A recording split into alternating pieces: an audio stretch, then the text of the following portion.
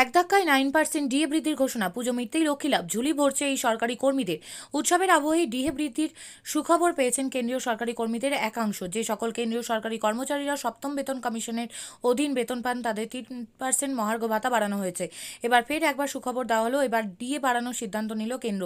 কেন্দ্রের দেখানো পথে হেঁটে বিগত কয়েক সপ্তাহে একাধিক রাজ্যের সরকার ডিএ বৃদ্ধি ঘোষণা করেছে। পশ্চিমবঙ্গের রাজ্য সরকারি কর্মীরা অবশ্য এখনো এই নিয়ে কোনো সুখবর পাননি। এর মাঝেই জানা যাচ্ছে যে সকল কেন্দ্রীয় সরকারি কর্মীরা পঞ্চম ও ষষ্ঠ বেতন কমিশনের অধীন বেতন পান তাদেরও মহার্ঘ ভাতা বাড়ানো হয়েছে। যে সকল কেন্দ্রীয় সরকারি কর্মচারীরা পঞ্চম বেতন কমিশনের অধীন বেতন পান সম্প্রতি তাদের 12% ডিএ বাড়ানো হয়েছে, ফলে বর্তমানে তাদের মহার্ঘ ভাতা হয়েছে 55%। অন্যদিকে ষষ্ঠ বেতন কমিশনের অধীন বেতন পাওয়া কেন্দ্রীয় সরকারি কর্মীদের ডিএ 7% বাড়িয়ে 246% করা হয়েছে।